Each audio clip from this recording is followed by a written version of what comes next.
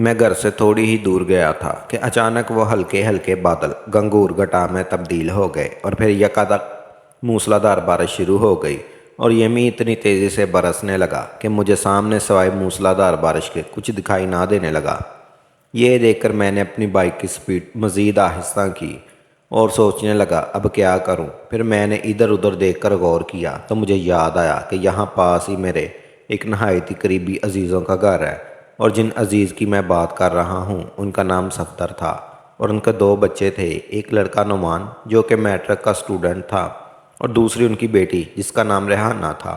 وہ ایم اے ہسٹری کر کے فارغ ہوئی تھی اور گھر کے کاموں میں اپنی ماما کا ہاتھ بٹاتی تھی۔ بڑی خوبصورت اور دلکش لڑکی تھی وہ۔ اس کی خاص بات یہ بھی تھی کہ وہ سمائلنگ فیس تھی۔ بیل کی جواب میں مسز صفدر نے دروازہ کھولا اور مجھے دیکھتے ہی ان کے چہرے پر ایک مہربان مسکراہٹ ابھری اور وہ بڑی شفقت سے کہنے لگی، ارے آج یہ چاند کدھر سے نکل آیا؟ پھر جیسے ہی ان کی نظریں میرے بھیگے بدن پر پڑی تو وہ ایک دم چونک گئی اور بولی، آؤ بیٹا، تم تو بری طرح سے بھیگ گئے ہو، جلدی سے اندر آ جاؤ۔ اور خود ایک طرف ہٹ گئی۔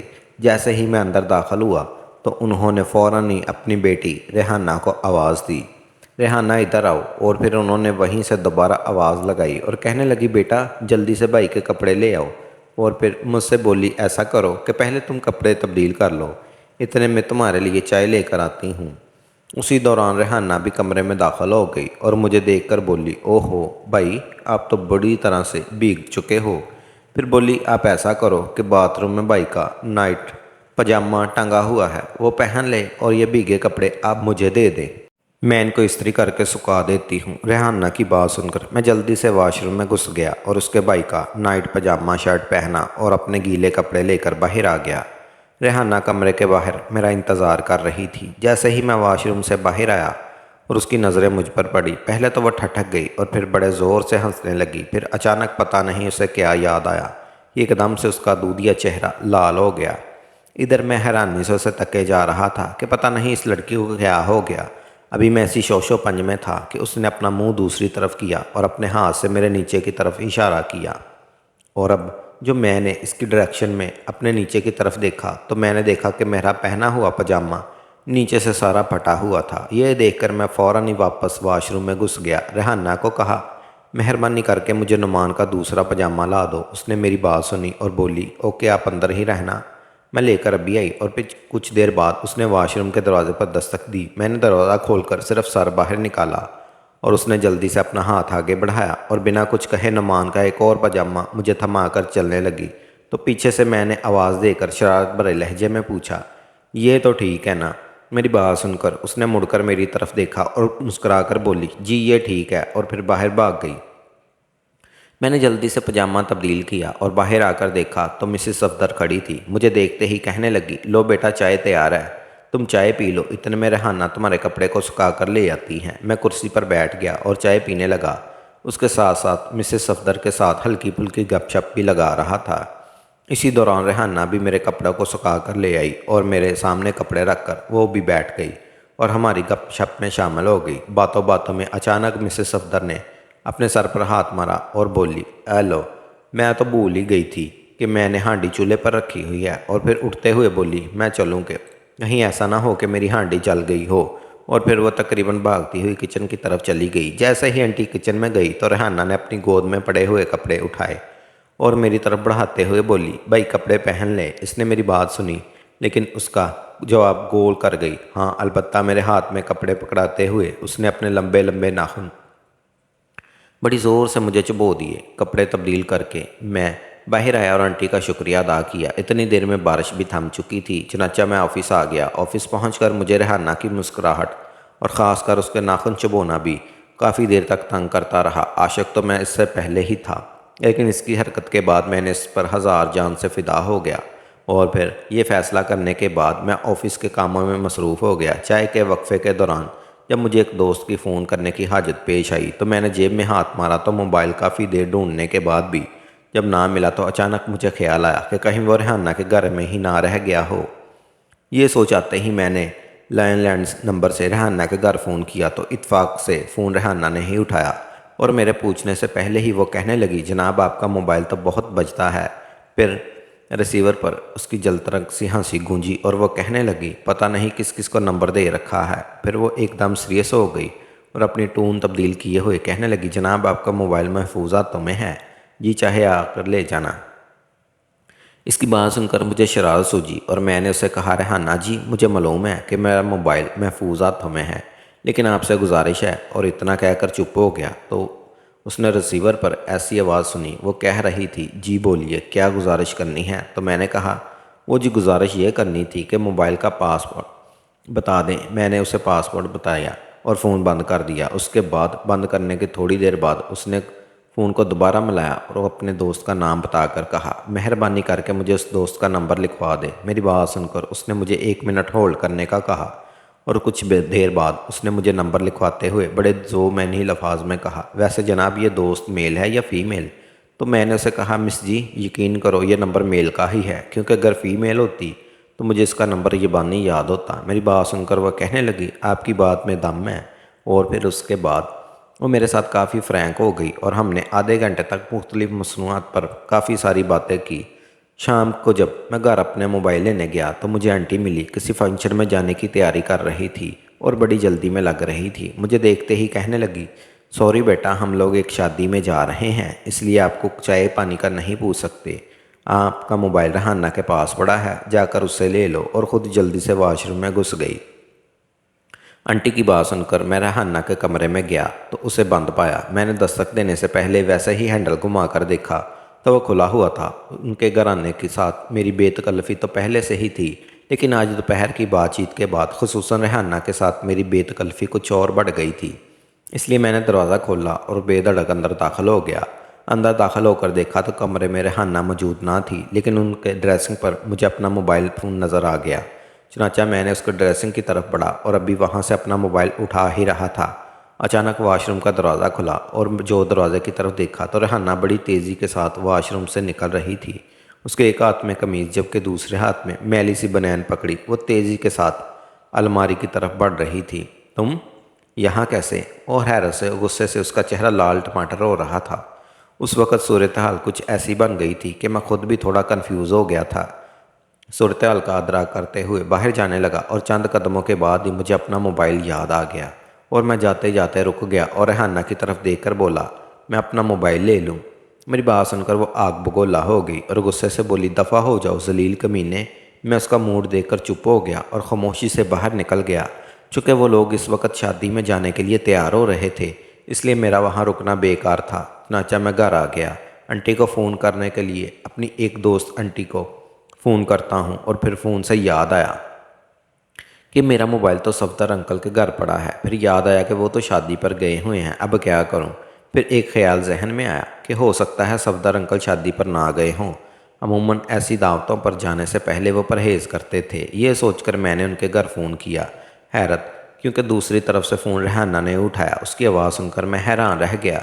रेहाना के हेलो के जवाब में मैंने उसे कहा, तुम शादी पर नहीं गई? मेरा सवाल सुनकर पहले तो वो काफ़ी देर तक चुप रही।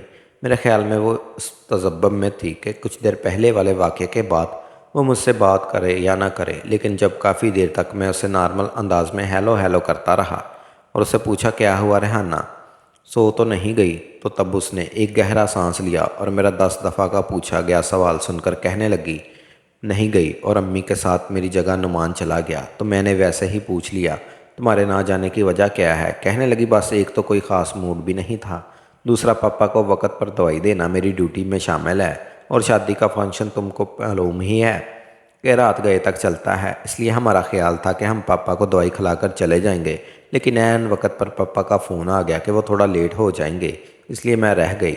इसकी बात सुनकर मैं बड़ा खुश हुआ और उससे कहा कि मिस जी, आपके यहाँ मेरा मोबाइल रह गया था, आपकी इजाज़त से मैं वो फ़ोन लेने आ रहा हूँ। इससे पहले कि वो हाँ या ना में कोई जवाब देती, मैंने फ़ौरन ही रिसीवर नीचे रख दिया और फिर मैं आंधी तूफ़ान की तरह रेहाना के घर पहुँच गया और जाकर उनका दरवाज़ा नॉक किया। मेरी नॉक के जवाब में रेहाना बाहर आई तो मैंने देखा उसके हाथ में मेरा मोबाइल पकड़ा हुआ था। मैंने उसके हाथ से मोबाइल लिया और अंदर दाखिल हो गया। पता नहीं क्यों वो काफ़ी परेशान नज़र आ रही थी। उसकी परेशानी देखकर मैंने उससे पूछ ही लिया, क्या बात है, तुम कुछ परेशान लग रही हो? तो वो बात को टालते हुए बोली, नहीं ऐसी कोई बात नहीं, वो बस वैसे ही। اور چپ ہو گئی اور اپنے دوپٹے کو نہ جو کہ اس کے منہ میں تھا اسے بار بار منہ سے نکالتی اور پھر منہ میں ڈال لیتی۔ واضح طور پر لگ رہا تھا کہ وہ مجھ سے کچھ کہنا چاہ رہی تھی پر کہہ نہیں پا رہی تھی۔ آخر میں نے اسے پوچھ ہی لیا کہ سچ بتاؤ ریحانہ، بات کیا ہے؟ تو اس نے میری طرف دیکھ کر ڈرتے ڈرتے کہا، آنے والا ہے، معاذ اس کا منگیتر کا نام ہے، اور جہاں تک میرا خیال ہے ریحانہ جان بوجھ کر شادی پر نہ گئی تھی، مقصد اپنے منگیتر کے ساتھ کچھ ٹائم بتانا تھا، لیکن عین وقت پر اس کے رنگ میں بھنگ ڈالنے میں آ گیا تھا۔ حقیقت یہ ہے کہ معاذ کا نام سن کر میرے ارمانوں پر گڑ پانی پڑ گیا تھا، اور پھر میں نے بڑی مایوسی سے ریحانہ کی طرف دیکھا اور بولا، تو تم چاہتی ہو کہ میں یہاں سے دفع ہو جاؤں؟ میری بات سن کر وہ پہلی دفعہ مسکرائی اور بولی، میں نے تو دفعہ کے الفاظ استعمال نہیں کیے، بس آپ کو اطلاع دی ہے۔ پھر مسکراتے ہوئے کہنے لگی، میں دیکھ رہی ہوں کہ معاذ کا نام سن کر آپ کے چہرے پر 12 بج گئے ہیں۔ تو میں نے اسے کہا، نہیں ایسی کوئی بات نہیں، اور بوجھل قدموں سے ان کے گھر سے باہر آ گیا۔ ابھی میں نے ریحانہ کی گلی کا موڑ ہی مڑا تھا کہ سامنے سے مجھے معاذ آتا دکھائی دیا، جسے دیکھ کر میں خون کا گھونٹ پی رہا تھا، اور اس کے ساتھ میری ساری ہوشیاری بھی ختم ہو گئی اور میں ٹھنڈا ٹھنڈا اپنے گھر کو لوٹ آیا۔ رات کے 10 بجے تھے کہ میرے موبائل پر گھنٹی بجی۔ دیکھا تو وہ ریحانہ گھر کا نمبر تھا۔ میں نے فون آن کیا اور ہیلو کہا۔ دوسری طرف ریحانہ تھی، بڑی خوش لگ رہی تھی۔ وہ کافی دیر تک میرے ساتھ ادھر ادھر کی باتیں کرتی رہی۔ پھر اچانک باتوں باتوں میں اس نے مجھے کہا، شاہ جی، وہ میں نے آپ سے ایک ضروری بات کرنی تھی۔ تو میں نے اسے کہا، حکم کرو سرکار۔ میری بات سن کر وہ کہنے لگی، بات یہ کرنی تھی کہ آپ کا نامہ اس بات پر ہرگز نہ کرنا کہ آج معاذ ہمارے گھر آیا تھا۔ اس کی بات سن کر میں ساری بات سمجھ گیا، لیکن چونکہ معاذ کی وجہ سے میرا پروگرام خراب ہوا تھا، اس لیے میں نے اسے تھوڑی ترشی سے کہا، تمہاری بات تو ٹھیک ہے، پر کیا تم بتا سکتی ہو معاذ والی بات آپ کو مما سے کیوں نہ کروں؟ بات کرتے ہوئے میرا لہجہ کافی تلخ تھا اور میرے لہجے کی تلخی وہ سمجھ گئی اور خمشامدانہ انداز میں بولی، ڈیئر جناب، آپ میری مما سے معاذ والی بات اس لیے نہیں کریں گے کہ آپ میرے بہت اچھے دوست ہیں، اور دوسری بات، پھر دفعہ اسے کوئی بات یاد آ گئی اور تھوڑے جھجکتے ہوئے بولی، وہ جناب، میں نے تو آپ سے شام والے واقعے کی معذرت بھی کرنی تھی، اصل میں مجھے کچھ سمجھ نہیں آئی اور خواہ مخواہ آپ کے ساتھ بدتمیزی کر بیٹھی۔ اور پھر بڑی ہی معذرت خواہ لہجے میں کہنے لگی، امید ہے آپ نے مجھے معاف کر دیا ہوگا۔ تو میں نے شرارت سے کہا، ریحانہ جی، میں سمجھا نہیں کہ آپ مجھے کس بات کی معذرت کر رہی ہیں۔ میری بات سن کر وہ سمجھ گئی تو میں ایکٹنگ کر رہا ہوں، لیکن بیچاری مجبور تھی، اسے اپنی مما سے منگیتر کے ملن کی بات جو چھپانی تھی، اس لیے وہ تھوڑا اٹک اٹک کر کہنے لگی، وہ جب میں واش روم سے باہر آئی، اس کی اتنی بات سن کر میں نے کہکا لگایا اور اسے بولا، او اچھا، اب میں سمجھا۔ پھر میں نے اس سے کہا، کوئی بات نہیں ریحانہ جی، میری بات سن کر نہیں۔ وہ بدمزہ ہوئی کہ اسے مزہ آیا، لیکن اس نے اس پر کوئی تبصرہ نہیں کیا اور میری بات سنی انسنی کرتے ہوئے کہنے لگی، اوکے جناب، آپ سے کافی گپ شپ ہو گئی ہے، اب مجھے اجازت دیں۔ پھر کہنے لگی، اچھا تو میں معاذ والے معاملے سے مطمئن رہوں نا؟ تو میں نے اسے کہا، کیوں نہیں، آپ جب معاذ سے ملے، لیکن ریحانہ جی آپ سے گزارش تو ہے۔ وہ کہنے لگی، کیا؟ تو میں نے کہا، کبھی کبھی اس غریب پر بھی نظر کرم کر دیا کریں۔ میری بات سن کر وہ ایک ادا سی ہنسی اور کہنے لگی، آپ کی درخواست نوٹ کر لی گئی ہے، اور فون بند کر دیا۔ اس واقعے کے بعد ریحانہ کے ساتھ میرے تعلقات کچھ اور بھی گہرے ہو گئے اور وہ اکثر ہی مجھے اسے فون کرنے لگا۔ اس کے ساتھ ساتھ تقریباً دوسرے تیسرے دن میں ان کے گھر بھی جانے لگا۔ ان کے گھر عموماً ریحانہ اور اس کی امی ہی ہوتی تھی۔ جہاں تک نعمان کا تعلق تھا تو اس بیچارے کا ان لوگوں نے شیڈول ہی اس قدر ٹائٹ بنایا ہوا تھا کہ اسے گھر میں رہنے کا ٹائم بہت کم ملتا۔ وہ 2 بجے اسکول سے آتا، پھر روٹی شوٹی کھا کر وہ 2-3 گھنٹے آرام کرتا، اور پھر اس کے بعد وہ ٹیوشن کے لیے کبھی ایک اور کبھی دوسرے سر کے گھر چلا جاتا، اور وہاں سے وہ رات 8-9 بجے ہی واپس آتا۔ ادھر میں شام آفس سے چھٹی کے بعد ان کے گھر جایا کرتا تھا۔ ہوتے ہوتے ریحانہ کے ساتھ ساتھ اس کی ماما کے ساتھ بھی میری اچھی خاصی دوستی ہو گئی تھی، اور اب وہ دوستی دن بدن کچھ اور آگے بڑھ رہی تھی۔ ریحانہ کی ماما کے ساتھ نہیں بلکہ ریحانہ کے ساتھ۔ اس کے ساتھ ساتھ ریحانہ کی ماما بھی بہت فرینڈلی تھی، لیکن وہ مجھے ایک حد سے آگے نہیں جانے دیتی تھی، اور نہ ہی مجھے ریحانہ کے ساتھ کوئی تنہائی کا موقع دیتی تھی۔ لیکن پھر بھی موقع ملنے پر میں ریحانہ کا ہاتھ پکڑ لیتا تھا اور اسے دبا بھی دیتا تھا، اور بس اس سے آگے ریحانہ کی چلاک ماما ہمیں موقع ہی نہیں دیتی تھی، بلکہ سائے کی طرح وہ ریحانہ کے ساتھ رہتی تھی، اور ریحانہ اپنی ماما سے بے حد ڈرتی تھی۔ حالانکہ وہ بظاہر ایسی نظر نہیں آتی تھی، لیکن ایک بات ضرور ہے، اور وہ یہ کہ انہوں نے ریحانہ کو خاصا کھینچا ہوا تھا۔ ایک دن کی بات ہے کہ میں آفس سے چھٹی کے بعد صفدر انکل کے گھر گیا۔ ریحانہ کے ماما یعنی مسز صفدر گھر میں اکیلی تھی۔ پوچھنے پر بتایا کہ ریحانہ اپنے کسی دوست کے گھر گئی ہے۔ وہ برآمدے میں بیٹھی سبزی کاٹ رہی تھی اور میں ان کے پاس جا کر بیٹھ گیا۔ خلاف معمول آج مجھے مسز صفدر کچھ زیادہ ہی سنجیدہ دکھائی دے رہی تھی۔ میرے پوچھنے پر کہنے لگی، کچھ نہیں بیٹا۔ پھر سبزی انہیں نے میری طرف دیکھا اور بولی، بیٹا آپ سے ایک بات کہوں، آپ برا تو نہیں مانیں گے؟ کیونکہ میرے اندر ریحانہ کے بارے میں پہلے سے چور تھا، اس لیے انٹی کی بات سن کر میرے اندر خود بدھ شروع ہو گئی کہ پتہ نہیں انٹی کیا بات کرنے والی ہیں۔ چنانچہ میں نے ان سے کہا، جی انٹی آپ بے دھڑک بات کریں، میں برا نہیں مناؤں گا۔ میری بات سن کر وہ کہنے لگی، بیٹا وہ آپ کو پتہ ہے کہ ریحانہ کی منگنی ہو چکی ہے؟ ان کی بات سن کر میں حیران ہوا اور بولا، جی انٹی مجھے خوب اچھی طرح سے معلوم ہے کہ ریحانہ کی منگنی ہو چکی ہے اور شاید اگلے سال اس کی شادی بھی ہو جائے۔ میری بات سن کر سبزی چھیلتے چھیلتے انہوں نے میری طرف دیکھا اور بولی، پھر تم میرا مطلب ہے ریحانہ؟ پھر بات کہتے کہتے وہ رک گئیں اور سر جھکا کر بولی، امید ہے کہ تم میری بات کا مطلب سمجھ گئے ہوگے۔ انٹی کی بات سن کر میری تو ہوائیں اڑ گئی اور میں تیزی سے سوچنے لگا کہ اب میں ان کا کیا جواب دوں، اور اسی دوران میرے شیطانی دماغ میں ایک آئیڈیا آیا اور زیادہ ٹائم نہ ہونے کی وجہ سے میں نے بلا سوچے سمجھے اس پر عمل کرنے کا فیصلہ کر لیا۔ چنانچہ میں نے براہ راست انٹی کی آنکھوں میں آنکھیں ڈال کر کہا، انٹی یقین کریں میرا ریحانہ کے ساتھ کوئی چکر نہیں، بلکہ میں تو اور پھر جان بوجھ کر وقفہ دیا۔ انٹی جو بڑے غور سے میری باتیں سن رہی تھی اس بات پر کہ میرا ریحانہ سے کوئی تعلق نہ ہے، حیرت کے مارے ان کا منہ کھلے کا کھلا رہ گیا اور وہ کہنے لگی، لیکن پھر آپ ہمارے گھر اتنے چکر کیوں لگاتے ہیں؟ اس سے پہلے کہ وہ کچھ اور کہتی، میں نے اپنے چہرے پر ایک گمبھیر سنجیدگی کے ساتھ بڑا ہی رومانٹک سا موڈ بنا لیا اور ان سے بولا، انٹی اگر میں سچی بات کروں تو آپ ناراض تو نہیں ہوں گی؟ تو وہ کہنے لگی، ہاں ہاں تم بات کرو، تمہارا بات اگر ناراض ہونے والی بھی ہوئی تو میرا وعدہ ہے کہ میں تم سے ہرگز ناراض نہ ہوں گی۔ تو میں نے تھوڑا شرماتے اور ڈرتے ہوئے ان سے کہا، انٹی جی بات دراصل یہ ہے کہ مجھے آپ بہت اچھی لگتی ہو۔ میری بات سن کر انٹی کو بہت سخت جھٹکا لگا۔ انہوں نے میری بات کو رد کرتے ہوئے مجھے سمجھانے لگی، بیٹا میں نے جو بات آپ کو کہی ہے اس کا برا نہ منانا، ہم لڑکی والے ہیں اور ہمیں اپنی عزت کا ڈر ہے، ورنہ آپ جیسے مرضی آئیں۔